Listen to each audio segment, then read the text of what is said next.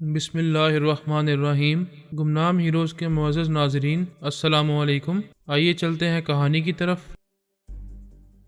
میں وہ جزیرہ چھوڑ کر چلا گیا تھا، اس کے لیے میں بہت بڑا خطرہ تھا جو ٹل گیا تھا، لیکن جزیرے پر قبضہ جمائے رکھنے کے لیے مجھ سے دوستی بھی ضروری تھی۔ وہ اس پہلو سے سوچ رہی تھی کہ آئندہ میری کس کمزوری سے کھیل سکتی ہے اور اپنی مدد کے لیے کس طرح مجھے مجبور کر سکتی ہے۔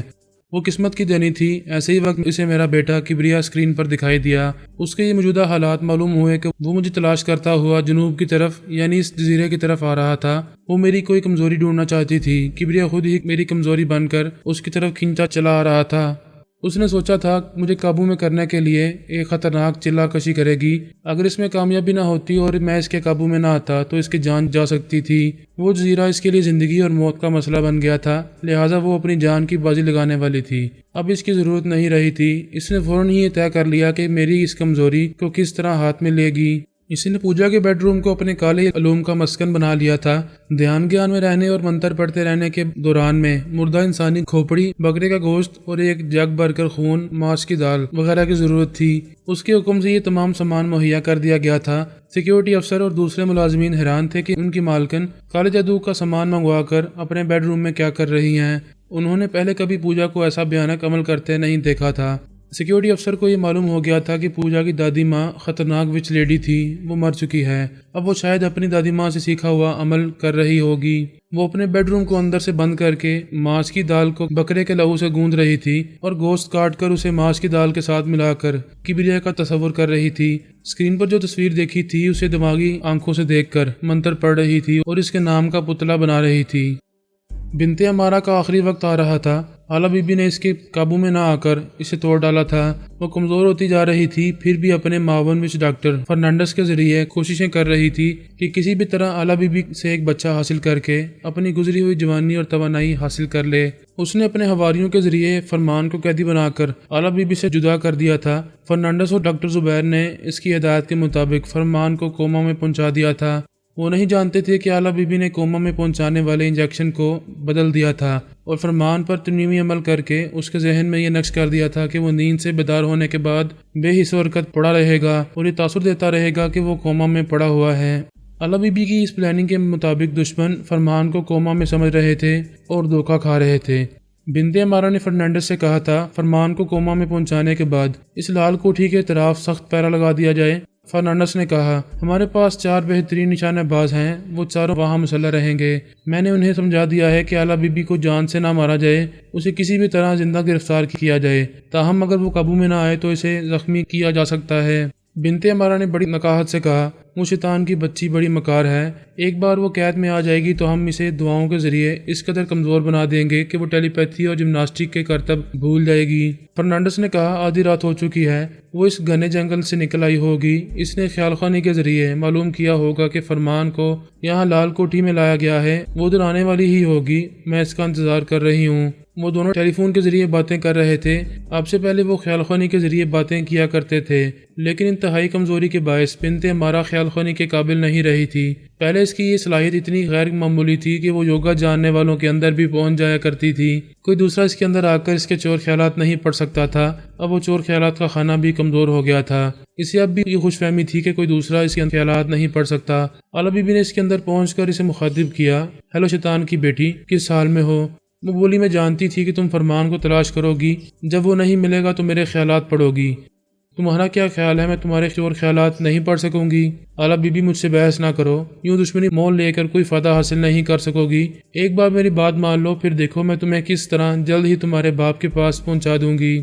اب میں تمہاری دوستی اور مدد کی محتاج نہیں ہوں۔ میں فرمان کو تمہاری قید سے رہائی دلاتے ہی اپنے پاپا کی طرف جاؤں گی۔ تم ایسے کہہ رہی ہو جیسے اپنے باپ کا پتہ ٹھکانہ معلوم ہو چکا ہے۔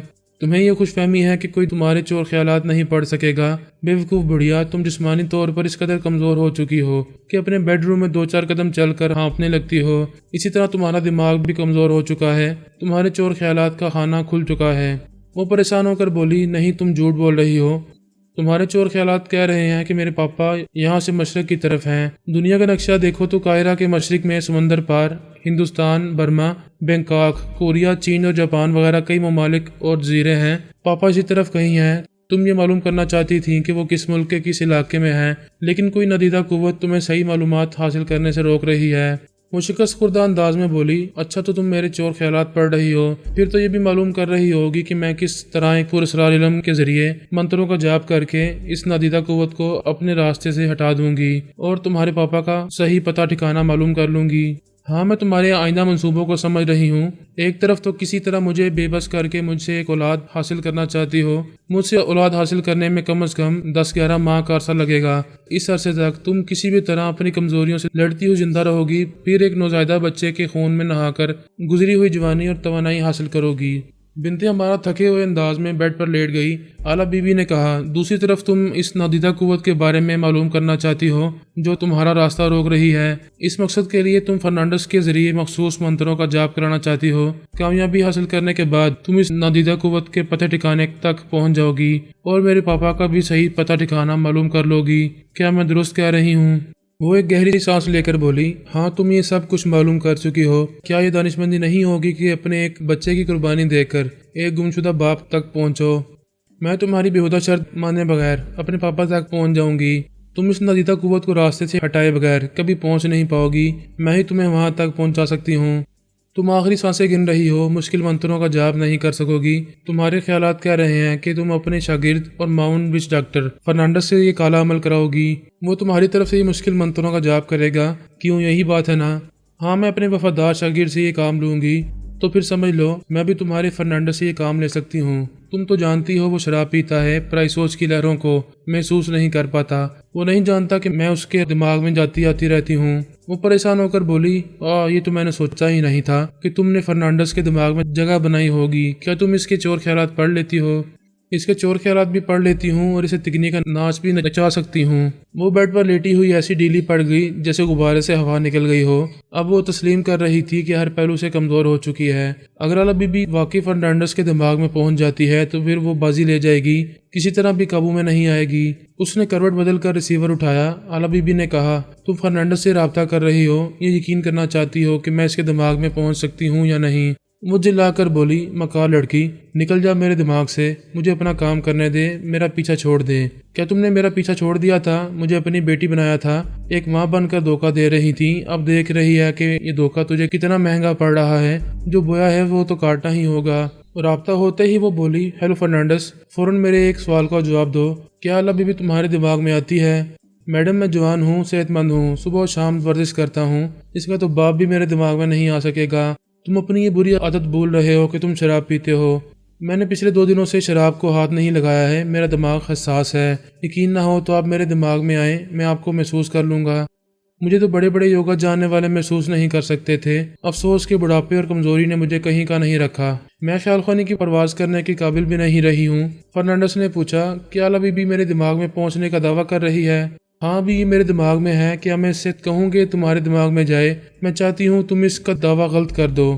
میڈم، ذرا عقل سے سوچیں، اگر یہ میرے دماغ میں آتی تو فرمان کو ہمارا قیدی نہ بننے دیتی اور ہمیں اتنا موقع نہ دیتی کہ ہم اسے کوما میں پہنچا دیں۔ ہاں، یہ تو میں بول ہی گئی تھی۔ کیوں اعلیٰ بی بی، تم نے فرنانڈس اور ڈاکٹر زبیر کے دماغ میں پہنچ کر فرمان کو کوما میں جانے سے کیوں نہیں بچایا؟ اب میں تمہیں چیلنج کرتی ہوں، تم فرنانڈس کے دماغ میں کبھی نہیں جاتی ہو، تم جھوٹی اور مکار ہو۔ دوسری طرف سے فرنانڈس نے کہا، میں اعلیٰ بی بی کو خوش آمدید کہنا چاہتا ہوں، لیکن افسوس وہ میرے اندر نہیں آ سکے گی۔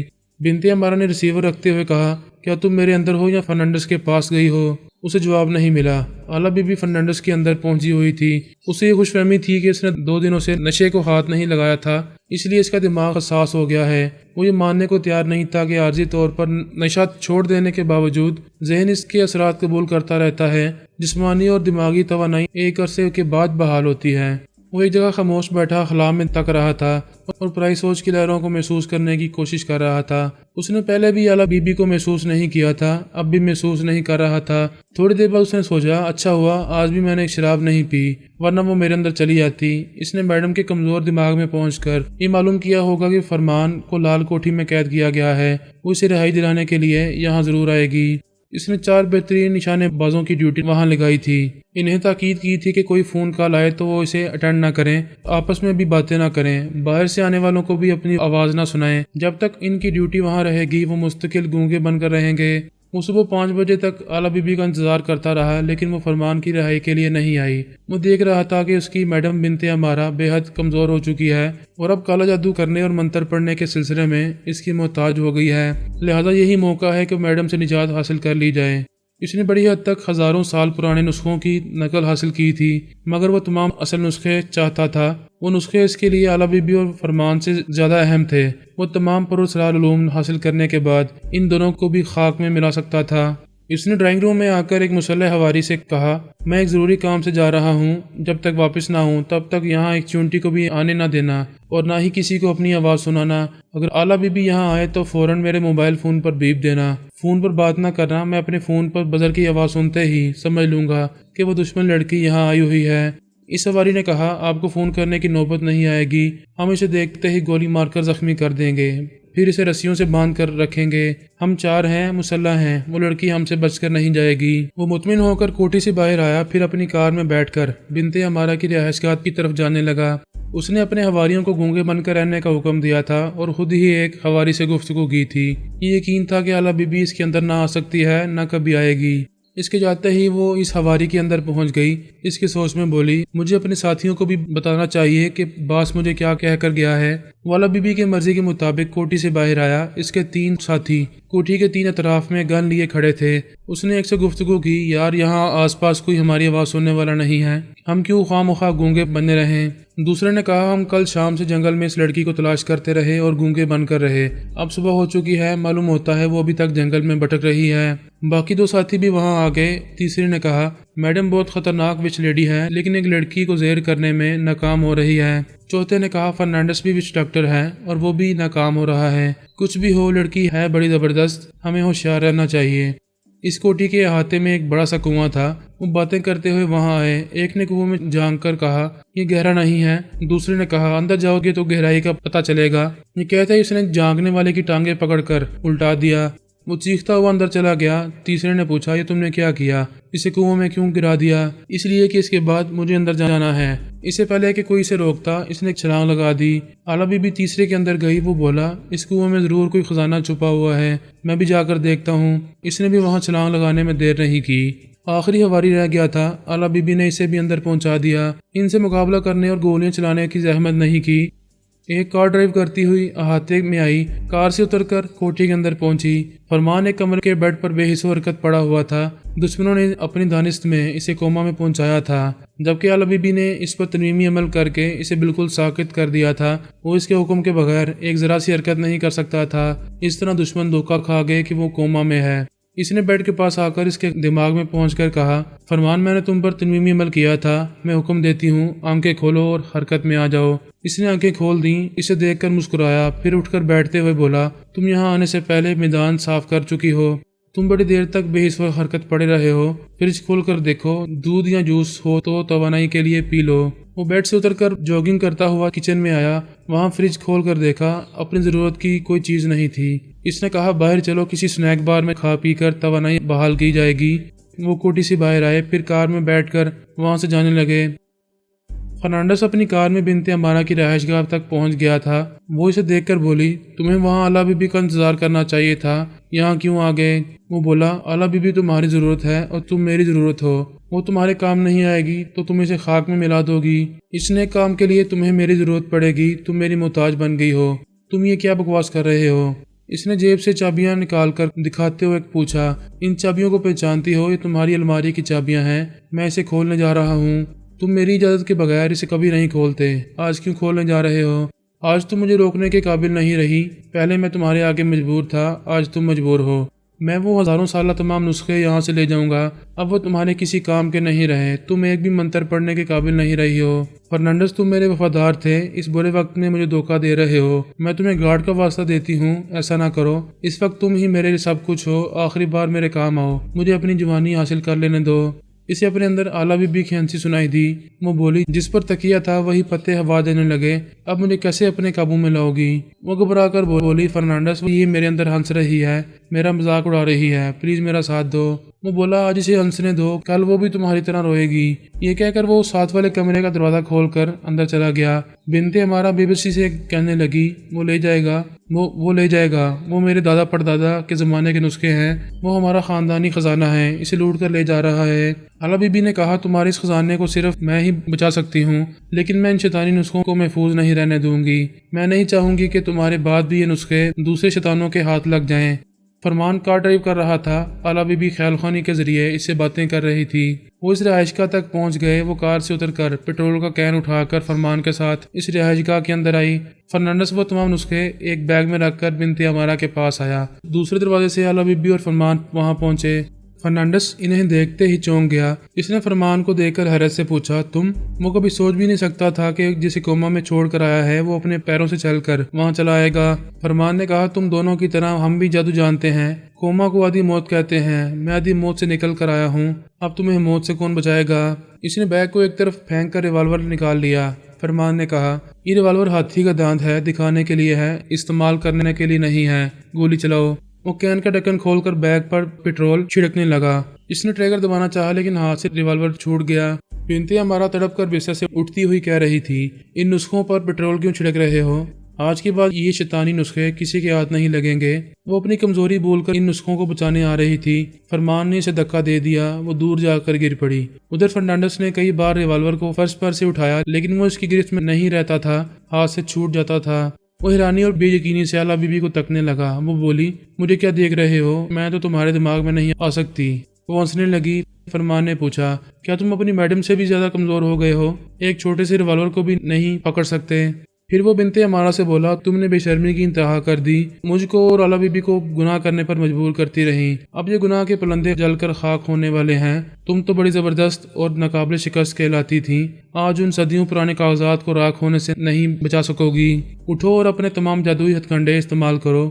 اس نے ماچس کی ڈبیا سے ایک تیلی نکالی، اسے سلگایا۔ اس کا ننھا سا شعلہ دیکھتے ہی بنت عمارہ نے تڑپ کر کہا، فرنانڈس فوراً اگنی منتر پڑھو، یہ آگ بجھ جائے گی۔ وہ جلدی جلدی منتر پڑھنے لگا لیکن وہ پڑھائی جاری نہ رکھ سکا۔ اعلیٰ بی بی اس کی زبان دانتوں میں لے آئی۔ وہ تکلیف کی شدت سے چیخ پڑا۔ وہ پریشان ہو کر بولی، کیوں چیخ رہے ہو؟ جلدی جلدی پڑھو۔ پڑھنا تو دور کی بات ہے، وہ بولنے کے قابل بھی نہیں رہا تھا۔ فرمان نے جلتی ہوئی تیلی بیگ پر پھینک دی۔ ایک دم سے شعلے بھڑک اٹھے۔